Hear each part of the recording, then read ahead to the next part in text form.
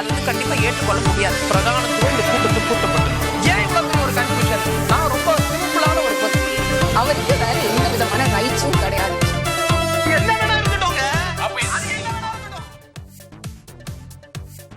நேர்பட பேசு நிகழ்ச்சிக்கு உங்கள் அனைவரையும் அன்போடு வரவேற்கின்றேன். இன்றைய நிகழ்ச்சியில் நாம் விவாதிக்க இருக்கக்கூடிய தலைப்பு காவிரி சிக்கலுக்கு நிரந்தர தீர்வு என்ன, இந்த பொருளை தான் நம்ம பேச இருக்கிறோம். நான் கருத்துரையாளர்களை உங்களுக்கு அறிமுகம் செய்து விடுகிறேன். திரு திருநாவுக்கரசு, பொதுப்பணித்துறை ஓய்வு பெற்ற அதிகாரி. வணக்கம் திரு திருநாவுக்கரசு. பத்திரிகையாளர் ஐயநாதன் அவர்கள். வணக்கம் ஐயநாதன். வணக்கம். பூவுலகின் நண்பர்கள் அமைப்பு சார்பாக திரு வெற்றி செல்வன் அவர்கள். வணக்கம்.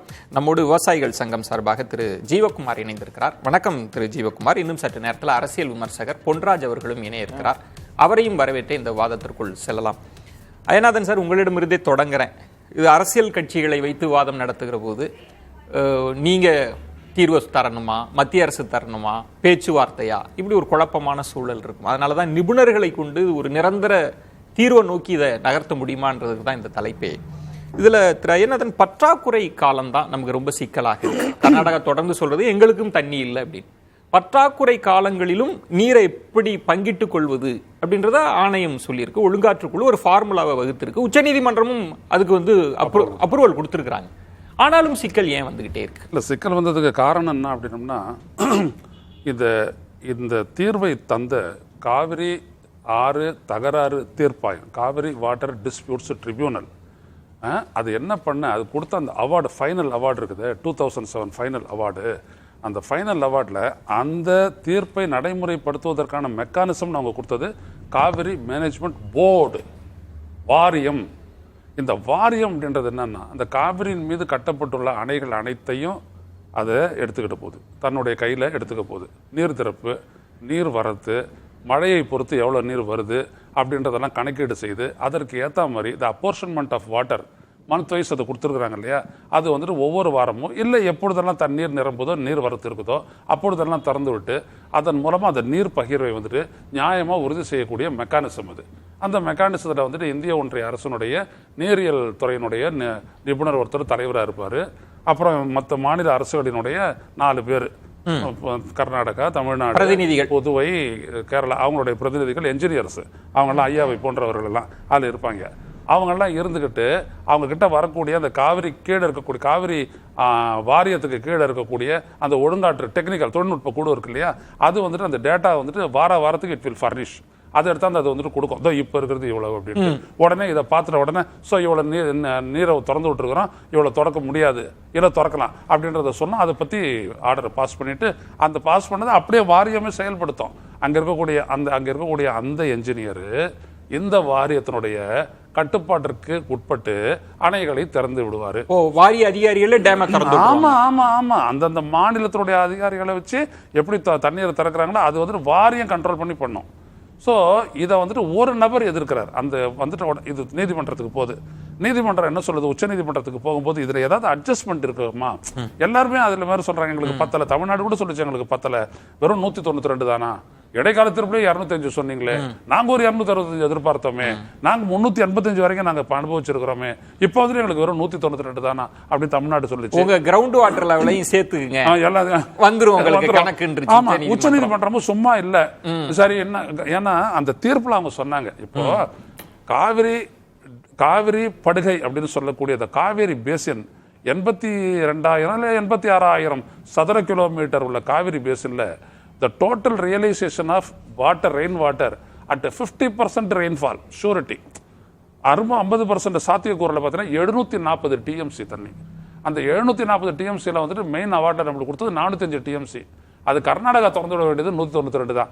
மற்றதெல்லாம் தமிழ்நாட்டில் பெய்கிற மழையில நம்ம எடுத்து பயன்படுத்தி சரி பண்ணிக்கிறோம். இதுதான் அந்த அவார்டினுடைய நோக்கம். அது என்னென்ன செய்யணும் அப்படின்ற டைரக்ஷன் எல்லாம் அது கொடுத்துருக்கு. அது தட் கம்ப்ரைசிங் 5 வால்யூம்ஸ் ஆஃப் அந்த அவார்டு. அப்போ இங்க என்னன்னா இந்த கிரவுண்ட் வாட்டர் அப்ரிசியேஷன் இருக்கு இல்லைங்களா, இதுக்கு அங்க செக் டேம்ஸ் இதெல்லாம் நீங்க கட்டி ஆகுமெண்ட் பண்ணிக்கோங்க அப்படின்றது தான் அதனுடைய ரெக்கமெண்டேஷன். ஆனா கர்நாடகா என்ன சொல்லிச்சு, இது போராது, எங்களுக்கு தண்ணீர் பிரச்சனை வேற இருக்குது அப்படின்னு சொன்ன போது அப்போ என்ன பண்ணாங்க, தமிழ்நாட்டுக்கு தர வேண்டிய ஒரு 15 TMCயை குறைச்சு கர்நாடகாவுக்கு கொடுத்து 177 உனக்கு போதும், உனக்கு மழை பெய்யற காலத்துல அது இருக்குது, உனக்கு குருவையும் சம்பாவும் இதுல கவர் ஆயிடுது, அதுக்கப்புறம் உனக்கு அக்டோபர் நவம்பர்ல மழை இருக்குது, எல்லாத்தையுமே சொல்லிட்டு உச்சநீதிமன்றம் சும்மா சாதாரணமா தீபக் மிஸ்ரா தலைமையிலான அமர்வு சொல்லல, இதையெல்லாம் எடுத்து சொல்லி அது சொல்லிச்சு. இப்போ வந்துட்டு என்ன அப்படின்னம்னா, சரி ஓகே, நீ கேட்டது கூடுதா 5 டிஎம்சி கொடுத்தாச்சுப்பா, இன்னும் நீ வந்துட்டு உங்களுடைய நீர்நிலைகளெல்லாம் ஆக்மெண்ட் பண்ணி அந்த குடிநீர் பிரச்சனையெல்லாம் நீ தீர்த்துக்க, இதுக்கு மேலே ஒன்றும் பண்ண முடியாது, இவ்வளோதான் மேக்ஸிமம் பண்ணிவிட்டோன்னு சொல்லிட்டோன்னே எல்லாம் ஒத்துக்கிட்டு நீதிபதி சொல்கிறாரு, சரி நீங்கள் எப்போ இந்த இது பட்டு வாரியத்தினுடைய மெம்பர்ஸை போட்டு நீ எத்தாவது கொடுப்ப அப்படின்னு சொல்லி கேட்கும்போது, ஒரு 3 நாளில் கொடுப்பியா அப்படின் போது, 3 நாளில் எங்களுக்கு தேவையில்லை, 2 நாள் போதுன்னு சொல்லிட்டு போனார். யார்?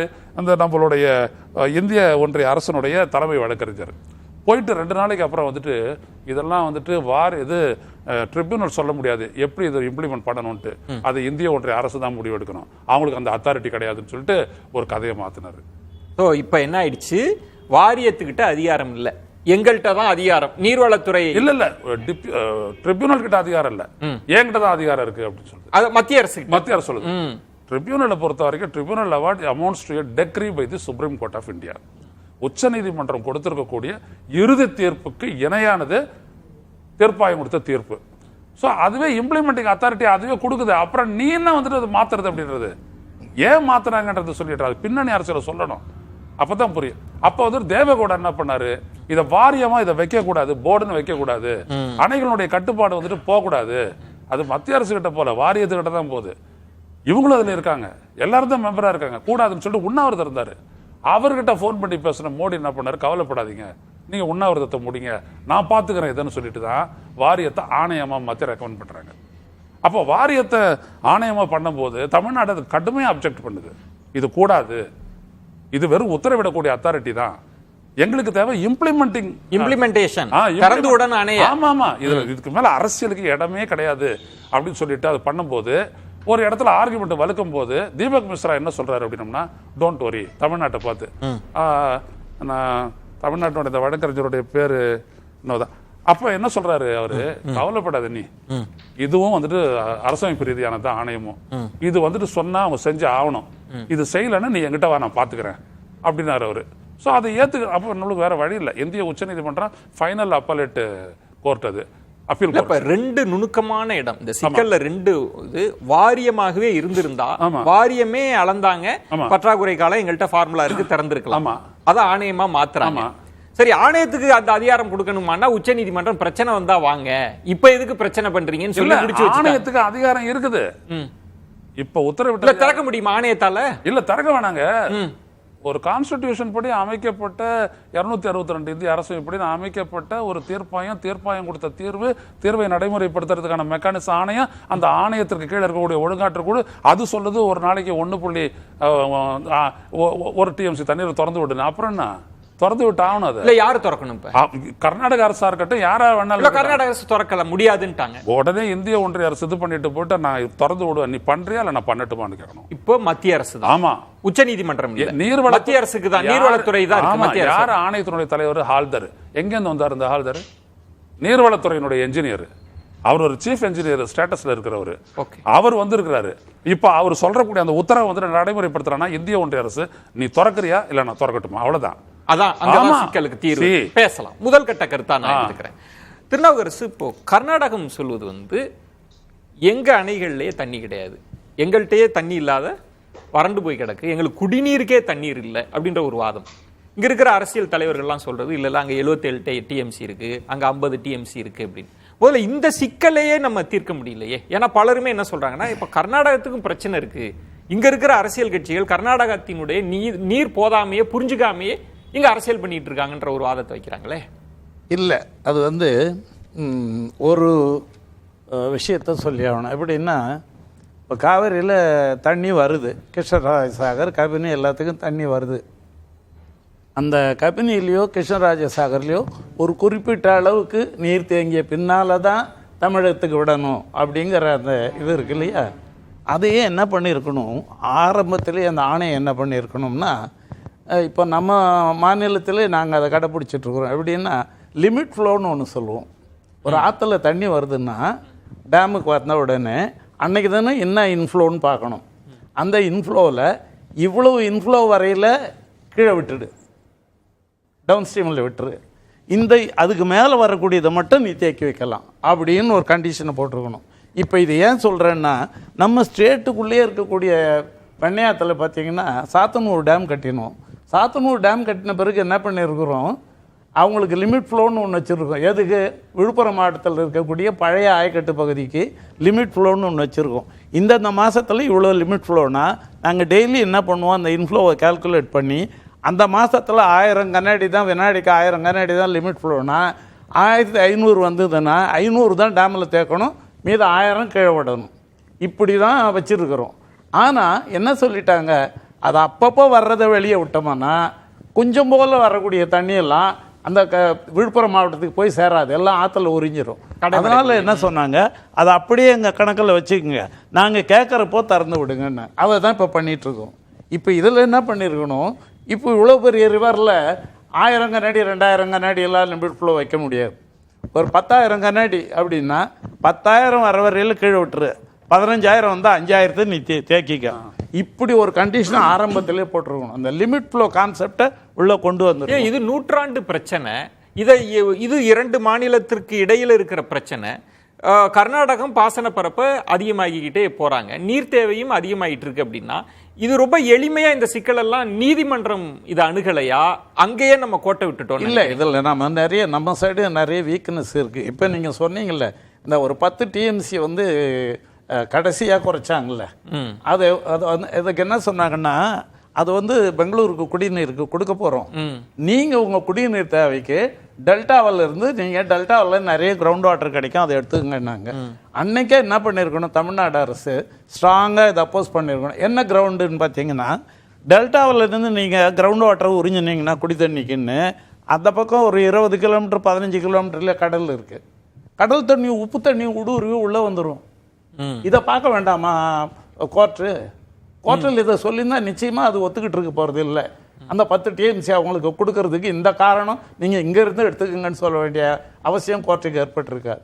அப்போ அன்னைக்கு நம்ம வக்கீல்கள் அங்கே சரியாக வாதாடாத காரணத்தினால இந்த 10 டிஎம்சி நமக்கு இழப்பு ஏற்பட்டு. இன்னொன்று, காவிரி மேலாண்மை ஆணையம் அமைத்தது வந்து அரசியல் ரீதியாக அதிமுக அந்த கிரெடிட் எடுத்துக்கிட்டாங்க. பாஜகவினர் வந்து நாங்கள் தான் அமைச்சு கொடுத்தோம், இது நீண்ட கால சிக்கல் அப்படின்னு. ஆனால் காவிரி மேலாண்மை ஆணையம் அமைக்கப்பட்ட பிறகும், ஜல்சக்தி துறை அமைச்சர் தான் அதற்கு பொறுப்பு வைத்த பிறகும், இங்க பற்றாக்குறை காலங்களில் இல்ல தண்ணி திறக்க முடியாதுன்னா திரும்பவும் ஆரம்பம் அங்கதான் பிரச்சனை போகுதா? இங்கதான் இதுல என்னன்னா, ஒரு பல்லில்லாத ஆணையம், இந்த ஆணையம் அமைச்சிருக்காங்கல்ல, அது ஒரு பல்லில்லாத ஆணையம். அந்த ஆணையம் சொன்னா கேட்கறாங்களா? கேட்கறது இல்லையே. உச்ச நீதிமன்றம் சொன்னா கூட சரியா, உச்ச நீதிமன்றம் கொடுத்த ஆர்டர் தானே இது. உச்ச நீதிமன்றம் கொடுத்த அந்த உத்தரவு அமல்படுத்த வேண்டியது யாரு? ஒரு அரசாங்கத்துடைய கடமை இல்லையா? ஏன் பண்றது இல்லை? அதுக்கு கீழே ஒரு பல்லில்லாத ஆணையம், அந்த ஆணையம் சொன்னாலும் நான் கேட்க மாட்டேன். அதுக்கு கீழே ரெகுலேட்டரி அத்தாரிட்டி, அவன் சொன்னாலும் கேட்க மாட்டேன். அப்படின்னா இப்படி ஒரு மனப்பான்மை இருக்கிற ஒரு அரசாங்கத்திடத்துல நம்ம எந்த வகையில நியாயத்தை எதிர்பார்க்க முடியும்? அதனால இந்த ஆணையம் சொல்லியும் கேட்கல அப்படின்னா எல்லாரும் சொல்றாங்க ஆணையம் தான் சொல்லணும், ஆணையம் தான் சொல்லணும். ஆணையம் சொன்னாதான் கேட்கலையே. என்னைக்கு கேட்டிருக்கேன் ஆணையம் சொல்லி? சொல்லுங்க, கேட்கறதே இல்லையே. ஆணையம் சொன்னது தானே 11,000 தரேன்னு தரந்தாங்களா? 8,000 தான் தரப்போன்னு அனைத்து கட்சி கூட்டம் முட்டை 8,000 தான் தரப்போம். இப்ப எப்படி ஆயிடுச்சுன்னா, இந்த ஆணையம் அமைக்கப்பட்ட பிறகும் பற்றாக்குறை காலங்களில் இவ்வளவு நீர் திறந்து விடணும்னு சொன்ன பிறகு அவங்க திறக்க மாட்டாங்க. திரும்ப நம்ம உச்ச நீதிமன்றம் போகணும். 12,000 இந்தாங்க 7,000 திறந்து விடுறோம். பற்றாக்குறை காலம் இல்ல.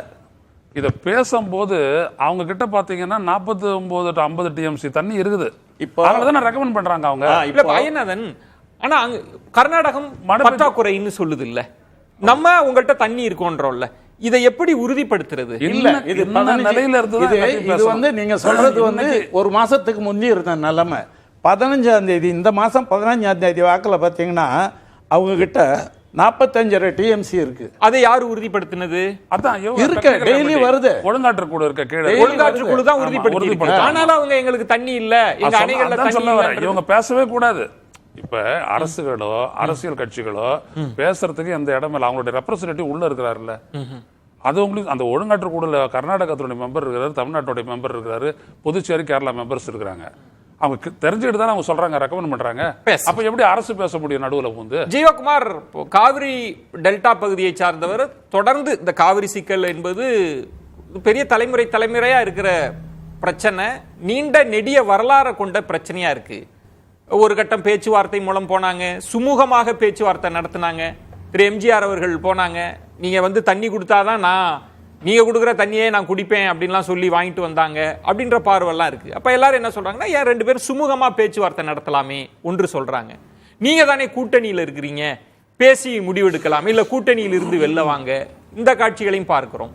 இல்ல ஆணையம் அமைக்கப்பட்டாச்சு. ஜெயலலிதா அவர்கள் தான் சட்டமன்றத்தில் சொன்னது, இனி பேச்சுவார்த்தைக்கு இடம் இல்லை, நான் பேச மாட்டேன், இது சட்ட ரீதியா தான் நம்ம எதிர்கொள்ளணும்னு போய் ஆணையம் அமைத்த பிறகும் பிரச்சனை நீடித்துட்டு இருக்கு. திரும்பவும் பேச்சுவார்த்தைக்கு போங்க அப்படின்னு சொல்றப்ப இது திரும்ப திரும்ப திரும்ப ஒரு இடியாப்ப சிக்கல் நிலையில தான் இருக்கு. என்ன தீர்வு? ஏன்னா குறுவை விவசாயிகள் காத்துட்டு இருக்காங்க, குறுவைக்காக காத்துட்டு இருக்காங்கன்னா இந்த பிரச்சனையை எப்படி, இந்த சிக்கலை எப்படி அவிழ்ப்பது? இப்போ இந்த பிரச்சனையை நிச்சயமாக தீர்க்க முடியும். 3 வழிகாட்டுதல் இருக்கு.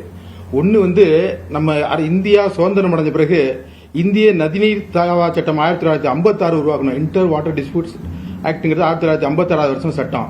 அதனுடைய பிரிவு 6 சப்கிளாஸ் 2ல அவங்க தெளிவா என்ன சொல்றாங்கன்னா, இந்த பிரச்சனை பொறுத்த வரைக்கும் இந்த லோயர் ரிப்பேரியன் ஸ்டேட்டுக்கான தண்ணியை கொடுக்கணுங்கிறத அவங்க சொல்றாங்க. ஒன்னு அந்த சட்டம் ஒன்னு. 2வது விஷயம் நம்ம சொல்றது, இந்த ஹெல்சிங்கி ஒப்பந்தம் 1966 சர்வதேச ஹெல்சிங்கி ஒப்பந்தம். அந்த சர்வதேச ஒப்பந்தமும் கூட அது எதை சொல்லுதுன்னா, இந்த லோயர் ரிப்பேரியன் ஸ்டேட் அந்த கீழே இருக்கக்கூடிய அந்த நாடுகளுக்கான பாசன உரிமை, அது கீழ்படுகை பாசன உரிமைங்கிற விஷயத்தை அவங்க சொல்றாங்க. 2. 3வது விஷயம், இதை தீர்க்கறதுக்கான வழி என்னன்னா, இந்த மொத்த உலக நாடுகளுடைய அனுபவம், குறிப்பா சூடான்லயும் இந்தோனேஷியாவிலையும் பிறக்கிற நதி நைல் நதி. அது அதனுடைய பலன் எங்க கிடைக்குதுன்னா எகிப்துக்கு கிடைக்குது. நைல் நதியின் நன்கொடை எகிப்து நாடுன்னு சொல்லி சொல்றோம்.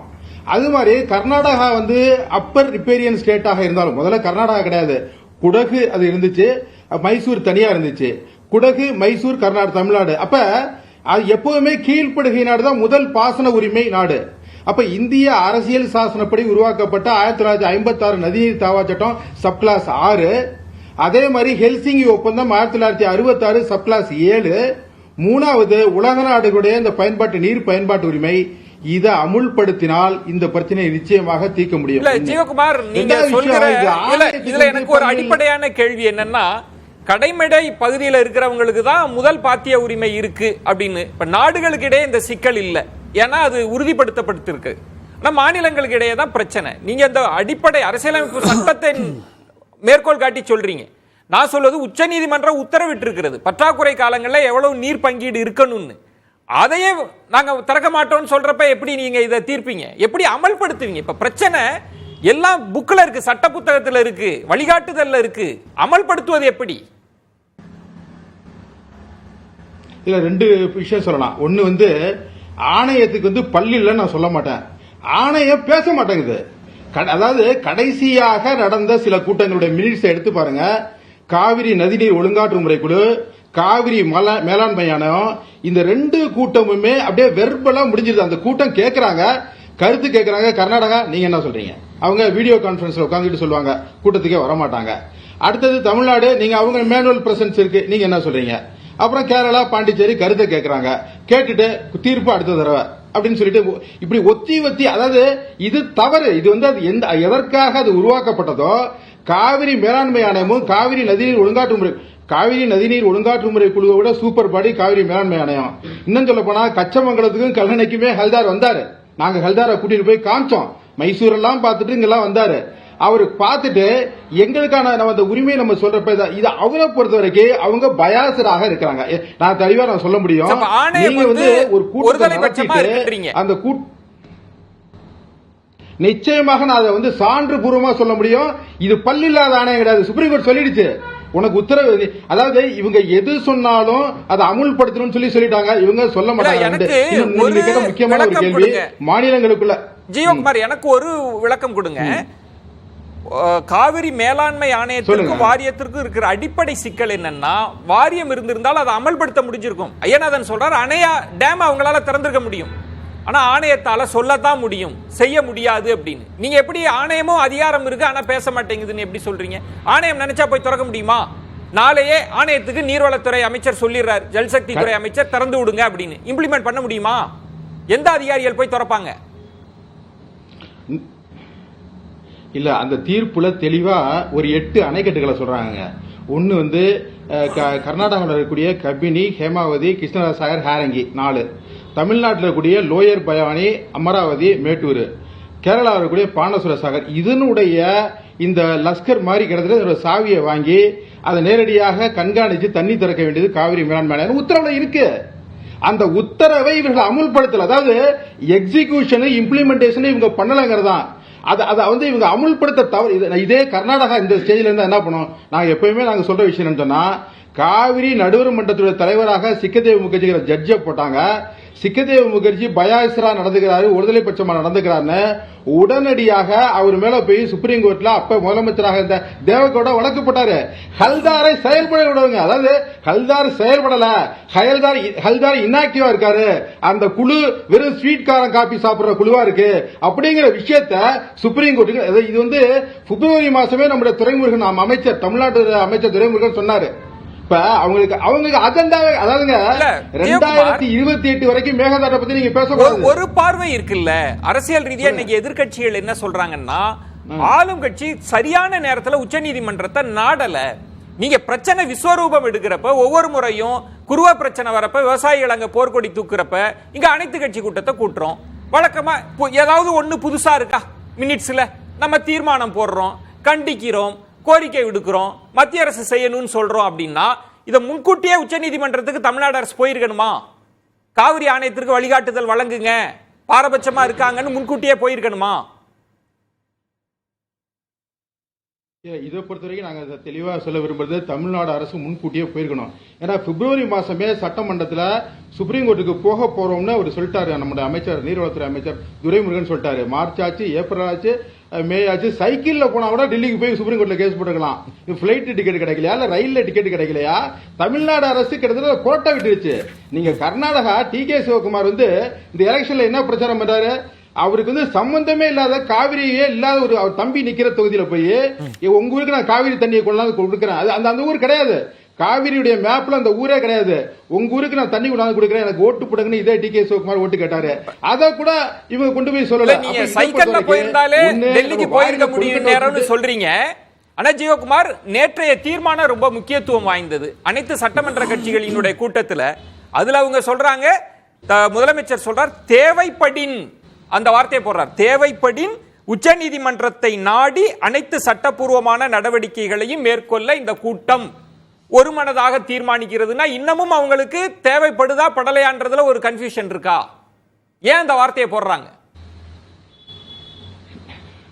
அதாவது இப்ப நாங்க அந்த காவிரி படுகையிலிருந்து பேசுறப்ப நீண்ட தாளும் நிறைந்த தூரும் எப்படி இருக்கும்? வயக்காடுலாம் நிறம் பாத்தீங்கன்னா தாளு அப்படி நீண்ட தாளா இருக்கும், நிறைந்த தூர் அப்படி இருக்கிற ஏரியா. அதாவது மாடு கட்டி போரடிச்சா மாடாதுன்னு, யானை கட்டி அதெல்லாம் விளைஞ்ச பூமி. இந்த பூமி காசா படி இழந்தா கனத்த நேரம் ஆகும், நெல்லா படி இழந்தா நீண்ட நேரம் ஆகும். நான் பழைய சோழ பெருமைகளை நான் உங்கள்கிட்ட கேட்கல. நேற்று அனைத்து கட்சி கூட்டத்தில் தீர்மானத்தில் ஏன் தேவைப்படுகின்ற வார்த்தையை போடுறாங்க? அந்த வார்த்தை போட்டிருக்க கூடாது, போகணும். அதாவது இன்னைக்கு அதாவது போகணும், தேவைப்படுகிற வார்த்தை இல்ல தேவையற்ற வார்த்தை. இன்னும் சொல்ல போனா இன்னொரு தீர்மானம் இவங்க போட்டிருக்கணும், இதுல தன்னுடைய அதிகாரத்தை பயன்படுத்தாத, தன்னுடைய அதிகாரத்தை பயன்படுத்தி எந்த முடிவும் சொல்லக்கூடிய காவிரி மேலாண்மை ஆணையத்துடைய தலைவரை மாத்தணும். அதே மாதிரி காவிரி நதிநீர் ஒழுங்காட்டு முறைக்குழு வினித் குப்தா அவரும் சும்மா அந்த தீர்மானத்தை, ஏன்னா இது கர்நாடகா இன்னைக்கு கூட பேசலாம். ஜீவகுமார், நீங்க உடனடியாக நீதிமன்றத்தை நாடி இருக்கணும், முன்கூட்டியே நாடி இருக்கணும்னு சொல்றீங்க. பொன்ராஜ், இதுல ரெண்டு முக்கியமான கோணங்கள் இருக்கு. ஏன்னா சட்டம் தான். ஜீவகுமார், மிக சுருக்கமா ஒரே ஒரு பாயிண்ட், அதாவது நீங்க சொன்னீங்களா மாநிலங்களுக்குள்ள இந்த பிரச்சனையை தீர்க்க முடியுமானா, நம்ம ஏற்கனவே தீர்த்திருக்கோம். 1996 வெஸ்ட் பெங்கால் முதலமைச்சர் ஜோதி பாஸ் இருந்தாரு, பராக்கா நதி பிரச்சனை. அப்ப இந்திரா காந்தி பிரதமரா இருந்தாங்க. பராக்கா நதி நம்ம மேற்கு வங்கத்தில் இருக்கிற ஒரு பிரச்சனை கிட்டத்தட்ட பங்களாதேஷ் முடிச்சிருக்கிறோம்.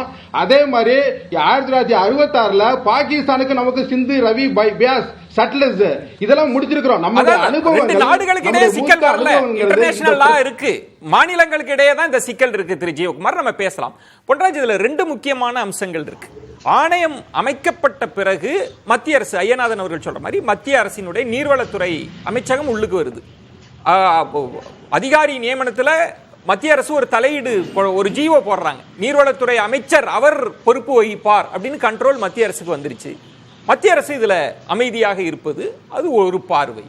இரண்டாவது, ஒரு தீர்ப்பு, உச்சநீதிமன்ற தீர்ப்பு, ஒழுங்காற்று குழு அப்படின்றது ஒரு அரசியலமைப்பு, ஒரு அரசமைப்பு அமைப்பு கொடுக்கிற ஒரு தீர்ப்பு போலதான் அது. ஆனா அது மீறப்படுது. ஆனால் இந்தியா கூட்டணி கட்சிகள் பிரதானமாக இன்னைக்கு ராகுல் காந்தி முதற்கொண்டு எல்லாரும் எடுத்து வச்சிருக்கிறது கான்ஸ்டிடியூஷனல் புக்கு தான் எடுத்து வச்சிட்டு இருக்கிறாங்க. ஆனா ஒரு பக்கம் இது மீறப்படுகிறது, அப்பட்டமாக மீறப்படுகிறதுனா எல்லாரும் கண்டும் காணாம இருக்கிறாங்களா? எல்லாருமே அரசியலுக்காக இரட்டை நிலைப்பாடு எடுக்கிறாங்களா? பொன்ராஜ். கரெக்ட். இது வந்து அரசியலுக்காக இந்த பிரச்சனையை தீர்க்கக்கூடாது என்று முடிவெடுத்து செயல்படுவர்கள்ட்ட நீங்கள் என்ன நியாயத்தை எதிர்பார்க்க முடியும்? அதாவது ரெண்டு விஷயத்தை நீங்கள் இங்கே பார்க்கணும். ஒன்று வந்து ஏர்போர்ட் அத்தாரிட்டி ஆஃப் இந்தியா லிமிடெட்னு ஒன்று இருக்குது. இன்னொன்று வந்து ஸ்பேஸ் டெவலப்மெண்ட் போர்டுன்னு ஒன்று இருந்தது. ரெண்டுக்கு என்ன வித்தியாசம்? போர்டுக்கும் அத்தாரிட்டிக்கு என்ன வித்தியாசம் அப்படின்னா, airport authority of India limited வந்து reports to civil aviation minister. அப்போ மினிஸ்டர் என்ன முடிவெடுக்கிறாரோ அதை தான் இவங்க செயல்படுத்தணும். அது அரசியல்வாதியுடைய கண்ட்ரோலில் டைரெக்டாக வருது. ஆனால் ஸ்பேஸ் டெவலப்மெண்ட் போர்டுன்னு விக்ரம் சாராபாய் இருந்த காலத்தில் உருவாக்கப்பட்ட ஸ்பேஸ் டெவலப்மெண்ட் போர்டு வந்து அது வந்து அட்டானமஸ் பாடி. அவங்களே முடிவெடுக்கலாம். ஸ்பேஸை பொறுத்த வரைக்கும் அது ஆராய்ச்சியாக இருக்கட்டும், ரிசர்ச்சாக இருக்கட்டும், என்ன மிஷன் லான்ச் பண்ண போகிறோம், என்ன ராக்கெட் லான்ச் பண்ண போகிறோம், என்ன சேட்டலைட் லான்ச் பண்ண போகிறோம், எல்லா முடிவும் அவங்களே எடுக்கலாம். எந்த அரசியல் தலையீடு இருக்காது அதில். ஆனால் மோடி அரசு வந்த பிறகு அந்த ஸ்பேஸ் டெவலப்மெண்ட் போர்டையே நீர்த்து போக செய்துவிட்டு இன்ஸ்பேஸ் என்ற ஒரு புது அமைப்பை உருவாக்கி அதை பிரைம் மினிஸ்டர் ரிப்போர்ட் பண்ணுற மாதிரி மாற்றிட்டார். அப்போ என்னாச்சு அப்படின்னா, அப்போ தான் வந்து பிரைவேட்டை உள்ளே கொண்டு வர முடியும்னு சொல்லி மாற்றிட்டார் அவர். அப்போ இங்கே என்ன அப்படின்னா, அடிப்படையிலேயே பிரச்சனை அவங்களுக்கு.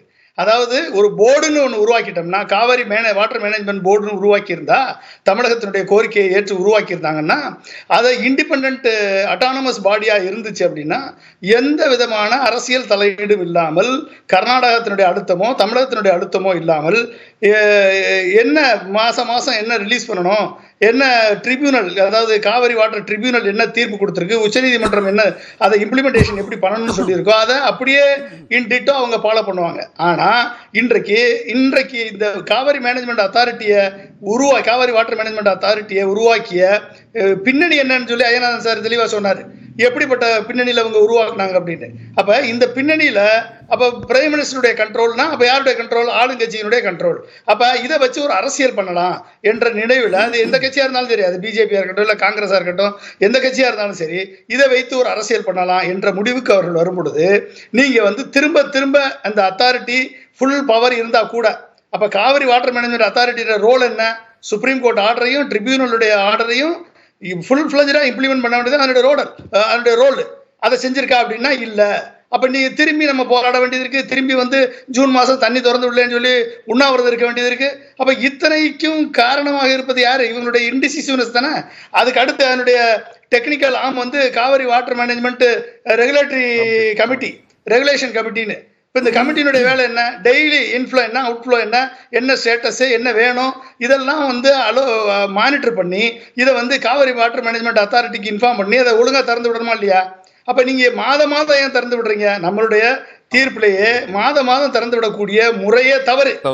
நீங்கள் வந்து என்ன ட்ரிபியூனல்ல நம்மளுக்கு கொடுத்துருக்காங்களோ அந்த ட்ரிபியூனல் படி டெய்லி வரக்கூடிய இன்ஃப்ளோவை கால்குலேட் பண்ணி அவுட்ஃப்ளோ விட்டு, நீ கல்யாணம் பண்ணி கொடுத்த பிறகு பூந்த வீட்டுக்கு தான் பொண்ணு போகணும். நீங்க பிறந்த வீட்லயே கூட்டு வச்சுக்கிட்டீங்கன்னா ஒரு மாசத்துக்கு ஒரு விட்டு தான் விடுவேன்னு சொன்னீங்கன்னா அது என்ன சார் அர்த்தம்? அது நீங்க முக்கியமான அம்சத்தை நீங்க சுட்டி காட்டியதுனால, இந்த காவிரி மேலாண்மை ஆணையம் அமைத்து பற்றாக்குறை காலங்களில் நீர் பங்கீடு தொடர்பான அந்த இறுதி தீர்ப்பு வந்தபோது உங்களை போன்றவர்கள், ஐயநாதன் போன்றவர்கள்லாம், பல விவசாய அமைப்பினர்லாம் வந்து இதை எதிர்த்தாங்க. வாரியம் தான் இருந்திருக்கணும், ஆணையம் பள்ளி இல்லாத அமைப்புன்னு. ஆனா மறுபுறம் அதிமுக அதை கொண்டாடினாங்க. எங்கள் திறமையால் கொண்டு வந்தோம். அந்த இடத்துல எதிர்த்தாங்க. கோர்ட்ல எதிர்த்தாங்க. ஆனா இங்க அந்த கிரெடிட்டை எடுத்தாங்க. ஆணையத்தை நாங்க தானே கொண்டு வந்தோம், திமுக கொண்டு வரல அப்படின்னாங்க. பாஜக நாங்க தான் கொடுத்தோம்னாங்க. என்ன கேள்வினா, இப்படிப்பட்ட ஒரு தமிழ்நாட்டிற்கு பின்னடைவு வருகிற போது அதை மாற்றக்கூடிய ஒரு அழுத்தமான ஒரு அரசியல் அழுத்தம் தரக்கூடிய இடத்துல தமிழ்நாடு இல்லையா? கர்நாடகா தான் இன்னமும் இருக்கா? அது யாரு அங்க ஆக்சுவலா ரிப்பேரியன் ஸ்டேட்ஸ் தான் அதிகமான உரிமை, நமக்கு தான் ட்ரிபியூனல் அதிகமான தண்ணீர். இத்தனையும் இருந்தும் அதை முடிவெடுக்கக்கூடிய நிலையில நம்ம இல்லை. அப்ப முடிவெடுக்கக்கூடிய நிலையில நம்மளும் இருக்க வேணாம், கர்நாடகாவும் இருக்க வேணாம். இண்டிபெண்டன்ட் பாடியா கொடுத்திருக்கணும். அப்ப இந்த துரோகத்தை செய்தவர் நரேந்திர மோடி. அப்ப யாருக்காக செய்தார், எதற்காக செய்தார்? அவங்க கட்சி பெர்மனண்டா பிஜேபி தான் ஆட்சியில இருக்கும். அப்ப நமக்கு வந்து அப்படி ஒரு பாஜகன்னு மட்டும் பார்த்து விட முடியுமான்னு நான் கேட்கிறேன். அதனாலதான் நான் கேட்டேன், பொன்ராஜ், உங்க இணைப்புல சிக்கல் இருக்குன்னு நினைக்கிறேன். நான் மீண்டும் நான் திரும்ப வரேன். பொன்ராஜ் கேக்குது எனக்கு கேக்குது. சரி, நான் மீண்டும் இணைப்புல வரேன். வெற்றிச்செல்வன், இதை தாண்டி இன்னொரு கோணமும் இருக்கு. தொடர்ந்து காவிரி டெல்டா பகுதி விவசாயிகளுக்கெல்லாம் இந்த சிக்கல் உங்களுக்கு இருந்துட்டே இருக்கு. காவிரி டெல்டாவில் குறுவையை மறந்து பல காலம் ஆகிவிட்டது. இந்த பிரச்சனை இருக்கும், திரும்ப மறந்துடுவாங்க, மழை வரும், அதிக நீர் வரும். அப்ப தண்ணீர் சேமிப்பு ஒன்று சொல்றாங்க, மாற்று பயிர்களை நோக்கி நீங்க நகருங்க, நெல்லை மட்டுமே நம்பிட்டு இருக்காதீங்க. ரெண்டாவது சொல்லப்படுது தண்ணீர் சேமிப்பு அப்படின்னு. இன்னொன்று, மழைக்காலங்கள்லாம் வருது, நிறைய அணைகள் கொஞ்சம் கட்டி நீங்க தேக்கலாமே, மாற்று யோசனைகள்லாம் சொல்றாங்க.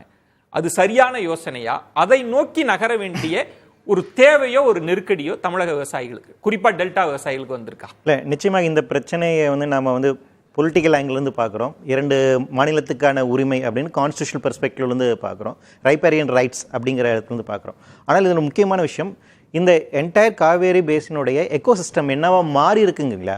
ஒரு 200 வருடங்களாக தொடர்ச்சியாக காவேரி சார்ந்து இருக்கக்கூடிய டிஸ்பியூட் அப்படிங்கிறது வந்துட்டே இருக்குது. நமக்கு 1890 ஆரம்பிக்குது ஃபஸ்ட்டு நெகோசியேஷன். அப்போ இருந்துமே இதில் இது குறித்தான நிறைய கட்டுமானங்கள் வர ஆரம்பிக்குது. ஆங்கிலேயர் காலகட்டத்திலேயே காவேரி குறுக்கால இருக்கக்கூடிய நிறைய டேம்ஸ் அப்பவுமே கட்ட ஆரம்பிக்கிறாங்க. ஸோ காவேரி கண்டினியூஸாக அதனோட எக்கோசிஸ்டம் மாறிக்கிட்டே வருது. இப்போ இந்த மாறி வருகின்ற இந்த புதிய சூழலில் இருக்கக்கூடிய இந்த காவேரி இந்த 2 மாநிலத்துக்கும் தேவையான அளவுக்கான நீரை கொடுக்குமா, அது சஸ்டைன் பண்ணுமா அப்படிங்கிறது 2 மாநிலத்துக்குமான பிரச்சனையா இருக்கு. அதனோட கேரிங் கெப்பாசிட்டி என்னவா இருக்குன்னு இப்போ இமயமலை தன்னுடைய கேரிங் கெப்பாசிட்டி மீறி போயிடுச்சு, அதுக்கான அதை ஆய்வு செய்யணும்னு சொல்லிட்டு சுப்ரீம் கோர்ட் கேஸ் போட்டிருக்காங்க, ஒரு கமிட்டி ஃபார்ம் பண்ணியிருக்காங்க. அதே மாதிரி இப்போ காவேரியை பொறுத்த வரைக்கும் அவங்களோட கேரிங் கெப்பாசிட்டியை மீறி அதை எக்ஸ்ப்ளாய்ட் பண்ணிட்டு இருக்குமா அப்படிங்கிற கேள்வி இருக்கும். 1920 நமக்கு அந்த செகண்ட் அக்ரிமெண்ட் வரும்போது தமிழகத்தில் பார்த்தீங்கன்னா 15 லட்சம் ஏக்கர் அளவில் லேண்ட் இங்கே இருந்துச்சு, அது காவேரி சார்ந்திருக்கக்கூடிய. வேற கர்நாடகா எடுத்துக்கிட்டிங்கன்னா 1 லட்சம் தான். ஆனால் இன்னைக்கு அவங்க சொல்றாங்க 24 சொல்றாங்க. நம்ம தமிழகத்தில் பார்த்தீங்கன்னா அவங்க 20 சொல்றாங்க, நம்ம 24 சொல்றோம். அப்போ அவ்வளோ தூரம் எக்ஸ்பேண்ட் ஆயிருக்கு ரெண்டாவது இன்னொன்று, பசுமை புரட்சிக்கு பின்பாக நீர் சார்ந்து இருக்கக்கூடிய, நீர் அதிகமாக தேவைப்படுகின்ற பயிர் சார்ந்து இருக்கக்கூடிய விவசாயத்தை நாம் வந்துட்டோம். இந்த முப்போகம் விளையுது அப்படிங்கும் போது 3 மடங்கு அதிகப்படியான நீர் நமக்கு அதிகமாக தேவைப்படுகிறது. அப்போ நீர் அதிகமாக தேவைப்படுகின்ற பயிர் சார்ந்து இருக்கக்கூடிய விவசாய முறை அப்படிங்கிற அப்போ இந்த 2 இடத்துங்கள்லையுமே அப்போ என்ன டிமாண்ட் அதிகமாகுது. இதற்கு பின்பாக இண்டஸ்ட்ரியினுடைய டிமாண்ட் அங்கே இருக்கு, ரெசிடென்ஷியல் ஏரியாவோட டிமாண்ட் அப்படிங்கிறது இன்க்ரீஸ் ஆகுது. இப்போ என்னென்ன கர்நாடகாவில் பொறுத்த வரைக்கும் அங்கே என்ன ஆயிருக்குன்னா, எந்த தண்ணீர் பிரச்சனை வந்தாலும் ஒன்றும் பிரச்சனை உனக்கு காவேரியிலிருந்து கொண்டு வராங்கிறாங்க. பெங்களூருக்கு நான் காவேரியிலிருந்து கொண்டு வராங்கிறாங்க. பெங்களூர் எல்லாத்துக்கும் காவேரி 100 கிலோமீட்டருக்கு அந்த பக்கம் இருக்கு. அதுதான் ஐயா குறிப்பிட்டு சொன்னாங்க, ஒரு எலெக்ஷன் இதில் பேசும்போது உன் ஊருக்கு நான் காவேரி கொண்டு வரேன். ஏன் அப்படின்னா அங்கே அது ஹைலி பொலிட்டிசைஸ்டாக இருக்குது. இன்னொரு முக்கியமான பிரச்சனை என்ன அப்படின்னு பார்த்தீங்கன்னா, கர்நாடகா, வட கர்நாடகா இருக்கு இல்லையா, அது நார்த்து பார்ட் ஆஃப், அங்கே பயங்கர வறட்சி, டெஃபிஷியன்சி அங்கே இருக்குது. அப்போ அந்த டிமாண்டை மீட் அவுட் பண்ணுவதற்கு அங்கே இருக்கக்கூடிய அரசியல் சூழல் சார்ந்து அந்த நெருக்கடி அவங்க மேலாண்மை என்ன பண்ணுறாங்க, காவேரியிலிருந்து உங்களுக்கு தந்துடுவேன், வறட்சியா நான் இங்கிருந்து தண்ணி அங்கே எப்படி அது என்ன முக்கியமான அதுக்கு ரூட் கிராஸ் நோக்கி நீங்கள் போகாமல் மேல்நோட்டமாக இதுக்கான தீர்வை நோக்கி நகர்வது. இப்போ அங்கே காவேரியில் இருக்கக்கூடிய தலை காவேரி இருக்கக்கூடிய பகுதி இருக்கு இல்லைங்களா, இந்த குடகு அதெல்லாம் சொன்னாங்க, அங்கே தான் ஆரிஜின் ஆகுங்களா. அந்த ரீஜன் ரொம்ப ஒரு எக்கோ சென்சிட்டிவாக இருக்கக்கூடிய ஒரு ரீஜன் அதிக காடுகள் இருக்கக்கூடிய, மிக மேற்கு தொடர்ச்சி மலை இருக்கக்கூடிய ஒரு முக்கியமான பகுதி. அதனால தான் கஸ்தூரிரங்கன் கமிட்டி முன்பாக கார்கில் கமிட்டி அமைச்சாங்க மேற்கு தொடர்ச்சி மலையை பாதுகாப்பதற்காக. அப்போ அவங்க என்ன ரெக்கமெண்டேஷன் கொடுத்தாங்கன்னா, காவேரி உருவாகக்கூடிய இந்த பகுதிகளை எக்கோ சென்சிட்டிவ் ஜோனா நீங்க டிக்ளேர் பண்ணணும், அந்த இடத்துல எந்த விதமான அதை டிஸ்டர்ப் பண்ணக்கூடிய ஆக்டிவிட்டிஸ் அலோவ் பண்ணக்கூடாதுன்னு சொன்னாங்க. 2011 சொல்லப்பட்ட அந்த ரெக்கமெண்டேஷன் இன்னைக்கு வரைக்கும் அது நடைமுறைப்படுத்தப்படல. சுப்ரீம் கோர்ட்டில் கேஸ் இருக்கு, என்ஜிடியில் கேஸ் இருக்கு, இன்னைக்கு வரைக்கும் அந்த கமிட்டியோட ரிப்போர்ட்ஸ் நடமுடியல. அதனுடைய பாதிப்பு என்னன்னு பார்த்தீங்கன்னா, கடந்த 50 ஆண்டுகளில் கர்நாடகா பகுதியில் 57% காடுகள் அழிக்கப்பட்டுள்ளன காவேரி பேசினில் சார்ந்த. இதற்காக இந்த ஜனவரி மாதம் தேசிய பசுமை தீர்ப்பாயம் சோமோட்டோவா ஒரு கேஸ் எடுத்திருக்காங்க. அப்போ காவேரி பேசின் சார்ந்து இருக்கக்கூடிய கிரீன் கவர் கம்ப்ளீட்டா போயிட்டு இருக்கு. அந்த மாற்றங்கள் இருக்குல்ல, அப்ப அங்க உள்ள ரெயின்ஃபாலோட டெஃபிஷியன்சிக்கு அது ஒன் ஆஃப் தி ரீசன்ங்கிறாங்க. அங்க இருக்கக்கூடிய கண்மூடித்தனமான அர்பனைசேஷன் ஒன் ஆஃப் தி ரீசன்ங்கிறாங்க. அதிகப்படியான காஃபி பிளான்டேஷனுக்கு போனது ஒரு ரீசன் அப்படி சொல்றாங்க. அப்ப இவை எல்லாமே சேர்ந்து கொடகு முக்கியமான அந்த ரீஜன் இருக்குல்ல, காவேரி உருவாகக்கூடிய அந்த பகுதி, தலைக்காவேரி சார்ந்திருக்கக்கூடிய பகுதி மிகப்பெரிய எக்காலஜிக்கல் டிகிரேடேஷன்ல போயிட்டு இருக்கு. அப்ப உங்களுக்கு அங்க நீங்க சொல்வது இன்னும் இந்த இது நிரந்தர தீர்வை நோக்கி இல்ல, இன்னும் சிக்கல் மோசமா அதிகப்படியான சிக்கல் நோக்கி இருக்கு. நம்ம தண்ணீர் தேவை அவங்களுக்கு அதிகமாக தான் போகுது, நிச்சயமா அதிகமாக தான் போகுது. என்னன்னா இப்ப பெங்களூர் சிட்டி ஆஃப் லேக்ஸ், கிட்டத்தட்ட 1000 லேக் இருந்தது, இன்னைக்கு 31 லேக்ல தான் தண்ணி இருக்கு, 31 லேக் தான் இருக்கு, மீதி எல்லாம் அழிஞ்சு போச்சு. கம்ப்ளீட்டா கண்மூடித்தனமான அர்பனைசேஷன்ங்கிற பேர்ல வந்துட்டு எல்லா நீர்நிலைகளும் அழித்து விட்டு அந்த இடத்துல கட்டிடங்களை கட்டி விட்டு இப்ப அந்த நீர் தேவை பூர்த்தி செய்யறது காவேரியில நான் உனக்கு கொண்டு தரேன் அப்படிங்கிறாங்க. காவேரிங்கிறது வந்து நீங்க மேற்கு தொடர்ச்சி மலையை பாதுகாக்காமல் அந்த நீரை நீங்கள் பாதுகாக்க முடியாது. ஏன்னா மேற்கு தொடர்ச்சி மலையில தான் உருவாகுது. மேற்கு தொடர்ச்சி மலையை காலி பண்ணிட்டு இருக்காங்க. அங்க இருக்கக்கூடிய வந்து பசுமை பரப்பை வந்து காலி செய்து கொண்டிருக்கிறார்கள். அப்ப நீர் வரத்து இயல்பா குறைத்தான செய்யும். கடந்த 50 ஆண்டுகள்ல ஏறத்தாழ 93 டேம்ஸ் வந்திருக்கு இந்த காவேரி ரீஜன்ல. நம்ம இன்னும் அப்ப இந்த சிக்கல் அதிகமாக இருக்குது. இப்ப நீங்க சொன்ன மாதிரி அரசமைப்பு சட்டத்தின் மூலமாக நம் உரிமையை நிலைநாட்டுவது வேறு, சிக்கலை உணர்ந்து கொண்டு நம்மளை தற்காத்துக் கொள்வது தகவமைப்பது வேறு. பொன்ராஜ், நம்ம வந்து ஒரு நிறைவு கருத்தாகவே நீங்க முன்வைக்கலாம். இதுக்கு நிரந்தர தீர்வுன்னு எதை பார்க்கிறீங்க? ஒன்று, தமிழக விவசாயிகள் மாற்றத்திற்கும் மாற்று முறைக்கும் போக வேண்டிய நிர்பந்தம் தேவை இருக்கா? எல்லாரும் உங்க பார்வையை முன்வைக்கலாம். சுருக்கமா பொன்ராஜ். நிரந்தர தீர்வு அப்படின்றது வந்து காவிரி மேனேஜ்மெண்ட் போர்டு உருவாக்குறது தான் நிரந்தர தீர்வு. அந்த போர்டு இண்டிபெண்டன்ட் போர்டாக இருக்கணும். அடுத்து வந்து தினந்தோறும், அதாவது வந்து 2 டைமில் மழை கிடைக்குது. ஜூன்லேருந்து செப்டம்பர் வரை சவுத் வெஸ்ட் மான்சூன் இருக்குது. அப்போ அதுவும் வந்து எங்கேருந்து வருது அப்படின்னா, நீங்கள் வந்து மேற்கு தொடர்ச்சி மலையில் வந்து காற்று மேல் நோக்கி தள்ளப்பட்டு தான் மழை பெய்யுது. அப்போ தமிழகம் வந்து ஒரு பாத்வேயாக செயல்படுது. அதே மாதிரி நார்த் ஈஸ்ட் மான்சூன் வந்து அக்டோபர்லேருந்து டிசம்பர் வரை நடக்குது. இது பார்த்தீங்க அப்படின்னா தமிழ்நாடு மற்றும் ஆந்திர பிரதேசத்திலேருந்து பாதித்து அது கர்நாடகாவுக்கு போய் அது மழையாக பொழிந்து திரும்பி வந்து இங்கே வருது. இப்போ இந்த 2 அமைப்புகளுக்குமே தமிழ்நாடு ஃப்ளோவாக இருக்குது. அதே மாதிரி சைக்ளோன் அண்ட் டிப்ரெஷன் ஏற்பட்டுச்சுன்னா பே ஆஃப் பெங்கால்லேருந்து வரக்கூடிய அந்த ஒட்டுமொத்த காற்றழுத்த தாழ்வு நிலையினால ஏற்படக்கூடிய கிளவுட், ரெயின் பியரிங் கிளவுட் வந்து கர்நாடகாவுக்கு போய் அது மூலமாக தான் வருது. அப்போ அது மாதிரி உள்ளூர், அதாவது லோக்கல் கன்விக்ஷன் அது மாதிரி நடந்தாலும் அது மாதிரி கர்நாடகாவுக்கு போய் தான், தமிழகத்தின் மூலமாக கர்நாடகா போய் தான் மழை வருது. அப்போ மழையை உருவாக்குறது எங்கே? தமிழகத்திலிருந்து தான் போகுது.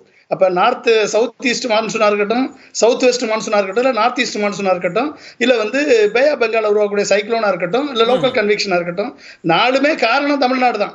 அப்போ இதை வந்து கர்நாடகம் புரிந்து கொள்ள வேண்டும். தமிழகத்தில் வந்து இதை புரிந்து கொண்டு மனிதாபிமான உணர்வோடு ட்ரிபியூனல் இவ்வளவு நாள் ஃபைட் பண்ணி வந்ததை உரிமையை நிலைநாட்டுவதற்கு மத்திய அரசு வந்து இதுக்கான ஒரு ரெகுலர் டே டு டே எவ்வளவு இன்ஃப்ளோ வருதோ அது அவுட் ஃப்ளோ நீங்க கொடுங்க, as per the order, tribunal order படி கொடுங்கன்றது ஒரு தீர்வு. இரண்டாவது, நீங்க சொன்ன மாதிரி இரண்டாவது வந்து SRI டெக்னாலஜி, அதாவது திருந்திய நெல் சாகுபடி முறையை ஒட்டுமொத்தமா டெல்டா ரீஜன்ல கடைபிடிக்க வைக்க வேண்டிய பொறுப்பு அரசுக்கு இருக்கு. அப்ப என்ன, அது லேசர் லெவலிங் இருக்கு, ஸ்பேசியல் பிளான்டேஷன் இருக்கு. ஹேர்லைன் கிராக் வந்த பிறகுதான் தண்ணியே விடணும். விட்டா கிட்டத்தட்ட 1 ஹெக்டேர்ல வந்து கிட்டத்தட்ட 6 டன்னுக்கு மேல நெல்லை விளைவிக்கக்கூடிய வாய்ப்பு இருக்கு. அப்ப இதை ஸ்டோரேஜ் பண்ணி இந்த திருந்திய நெல் சாகுபடிய திட்டத்தை டெல்டா முழுவதும் கடைபிடித்தால் கண்டிப்பாக இந்த பிரச்சனையை நம்ம சால்வ் பண்ணலாம். நன்றி. திருநாவுக்கரசு, இப்போ மழை காலங்களில், வெள்ள காலங்களில் நிறைய தண்ணி கடல்ல போய் கலக்குது. நம்ம அணை கட்டி தேக்கி வைக்க முடியாதா? அந்த யோசனை எல்லாரும் சொல்றாங்க. இல்லை, இப்போ வந்து நம்ம டெல்டாவில் உங்களுக்கு ஒரு வேலி இல்லை, ஒரு பள்ளத்தாக்கு இல்லை. ஒரு டேம் கட்டணும்னா பள்ளத்தாக்கு வேணும். அதனால் அந்த மாதிரி பள்ளத்தாக்கு நமக்கு மேட்டூருக்கு கீழே பள்ளத்தாக்கு பெருசாக எதுவும் இல்லை. அதனால் அணைகள் கட்டுவது என்பது முடியாத காரியம்தான். ஆனால் அதே நேரத்தில் வேறு மாதிரி நம்ம பயன்படுத்துவதற்கு முயற்சி செய்யணும்.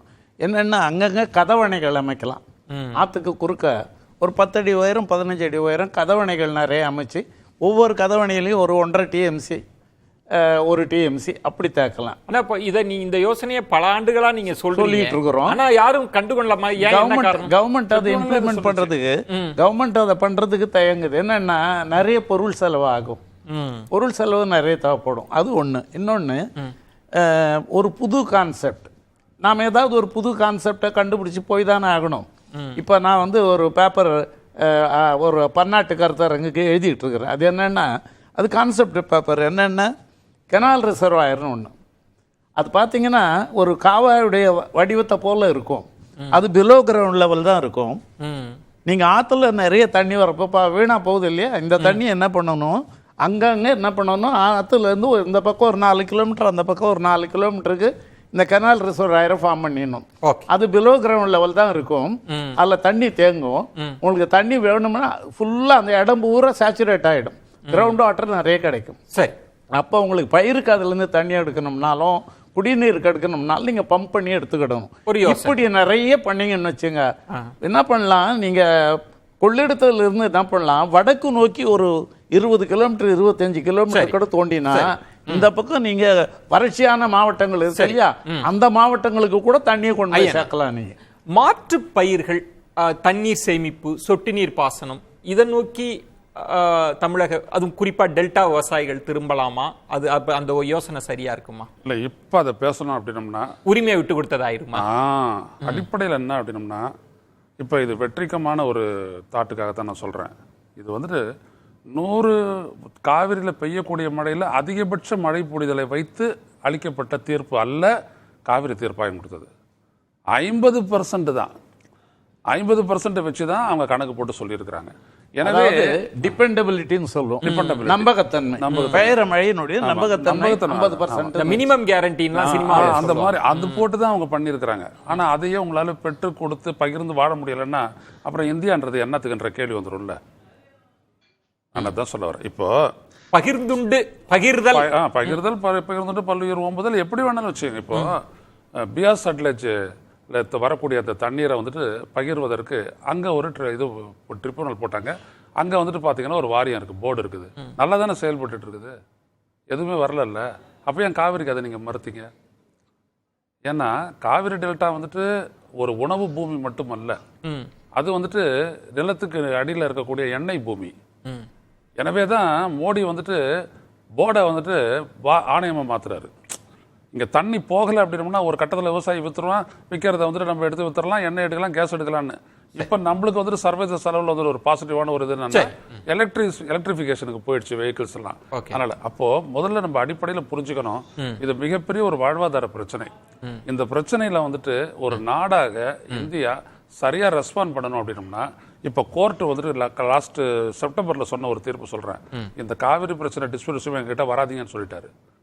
3 நீதிபதிகள் கொண்ட அந்த பெஞ்சினுடைய தலைவரா இருந்த BR கவாய் ஜட்ஜு என்கிட்ட வராது, அங்க ஆணையம் இருக்குது, அங்க ஒண்ணு இருக்கு, அதை விட்டுட்டு நீங்க என்கிட்ட வர அப்படின்னு.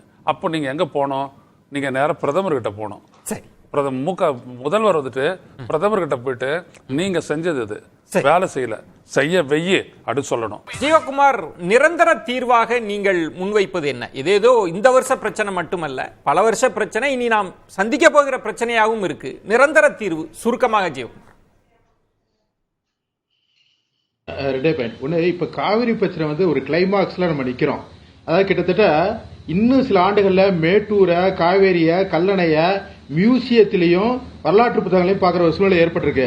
ஏன்னா அதை வந்து நிரந்தர தீர்வுங்கிறது ஏற்கனவே தீர்ப்பில் என்ன சொல்லியிருக்காங்கன்னா 15 வருஷம் இந்த தீர்ப்பை மாற்றக்கூடாது அப்படின்னு அவங்க சொல்லியிருக்காங்க. அப்போ மேகதாட்டை பற்றி எப்போ பேசலாம்னா 2028 தான் பேசலாம்.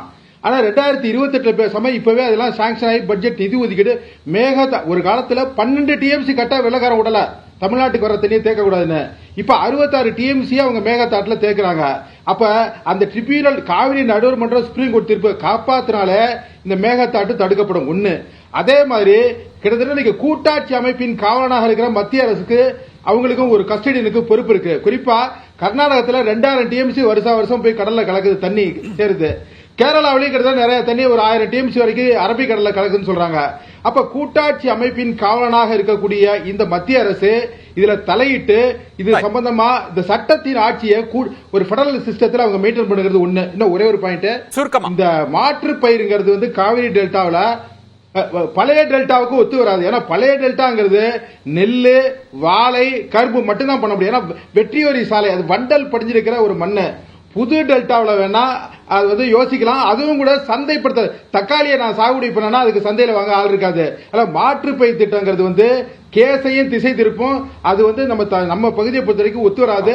டெல்டாவை வாழ விடுங்க, காவேரியை காப்பாத்துங்க. அதான் இப்போ இந்த மேலாண்மை வாரியத்தை பொறுத்த வரைக்கும் இருக்கக்கூடிய இதில் ஒரு ஆஸ்பெக்ட் வந்து இல்லை, இதில் வந்து கன்சர்வேஷனுக்கான எந்த இதுவுமே கிடையாது. கன்சர்வேஷன் ஆங்கிள் அப்படிங்கிறது கிடையாது. நீங்கள் வந்து ஒரு எக்கோசிஸ்டத்தை ப்ரொடெக்ட் பண்ண போகிறீங்க, ஒரு 2 பேருக்குமான நீர் பகிர்வு பண்ணிங்கன்னா அதனுடைய இயற்கை அமைப்பை பாதுகாப்பதற்கான எந்த விதமான நோக்கம், அதற்கான பார்வை இந்த இடத்துல இல்லை. எல்லா கண்டிஷன் நீங்கள் ரெயின்ஃபால் எவ்வளோ இருக்குன்னு கணக்கு பண்ணணும், எவ்வளோ லேண்டு அக்ரிகல்ச்சர் பண்ணுறாங்க, எல்லாத்தையும் கணக்கிடுவீங்க. ஆனால் அந்த முறை, அந்த ஏரியா, அந்த எக்கோசிஸ்டம் அதனுடைய இயல்புத்தன்மை பாதுகாப்பதற்கான உறுதி செய்வதற்கான கன்சர்வேஷன் ஆஸ்பெக்டில் இந்த எதுவுமே இல்லை.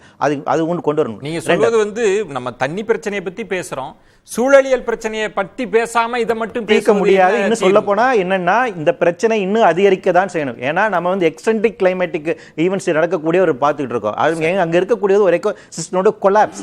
அந்த கொலாப்ஸ் ஆனால் அடுத்து என்ன ஆகும் நமக்கு தெரியும். அப்ப எதிர்காலத்தில் பிரச்சனை அதிகரிக்க தான் கூடும். எனவே அவற்றை கணித்தில் கொண்டு என்ன பண்ண போறோம் அப்படிங்கிற ஆஸ்பெக்ட்ல கன்சர்வேஷன் ஆக்ட்ல பண்ணாதவங்க தீர்வு நோக்கி நகரும் நினைக்கிறேன். சுருக்கமா சொல்லிருங்க, நேரமின்மை. இந்த தேவை ஏற்பட்டால் உச்சநீதிமன்றத்தை அணுகுவோம் அப்படின்னு அரசு சொல்லியிருக்கிறது எதுக்காகன்னு பார்த்தீங்கன்னா, இப்போயும் அவங்க 20,000க்கு மேலே திறந்துட்டாங்க. இப்போ திறந்துட்டா அதான் திறந்துட்டாங்களே தேவையில்லை அப்படின்னு அர்த்தம். இது ஒன்று. இன்னொன்று, அதுக்காக தான் வெயிட் பண்ணுறாங்க, வேற ஒன்றும் இல்லை. எப்படி இருந்தாலும் அதிகப்படியாக மழை பெஞ்சா நாம் என்ன ஆயிட்டோம்னா, இனிமே அணை பாதுகாப்பு கருதி திறந்து விடுறான்ல கர்நாடகாவில், அந்த தண்ணிக்கு மட்டும்தான் நமக்கு உரிமை. அதுதான் உரிமை அப்படின்ற ஒரு நிலைமை. சுருக்கமா நேரமின்மை, சுருக்கமா அது என்விரான்மெண்டல் ஆஸ்பெக்டையும் வந்துட்டு ட்ரிபியூனல் எடுத்துக்கிட்டு சொல்லியிருக்குது. அதை உச்சநீதிமன்றத்தையும் உறுதிப்படுத்தி இருக்குது. அதற்காக கிட்டத்தட்ட 10 TMC தண்ணி காவிரி டெல்டாவில் அந்த பாசன பரப்பில் காடுகள் வளர்ப்பு, இயற்கை வளர்ப்புக்கு பயன்படுத்தணும் அப்படின்னு சொல்லியிருக்கு. சரி, ஒரு நீண்ட நெடிய வரலாற்று பின்புலம் கொண்ட பிரச்சனை. ஆனால் பல்வேறு கருத்துக்கள், பல்வேறு தீர்வுகளை முன் வச்சிருக்கிறீங்க. சிறப்பு விருந்தினர்களுக்கு என்னுடைய நெஞ்சம் நிறைந்த நன்றிகளை தெரிவித்துக் கொள்கிறேன். மற்றொரு தலைப்பில் சந்திக்கிறேன். நன்றி, வணக்கம். ரைட்ஸும் கிடையாது.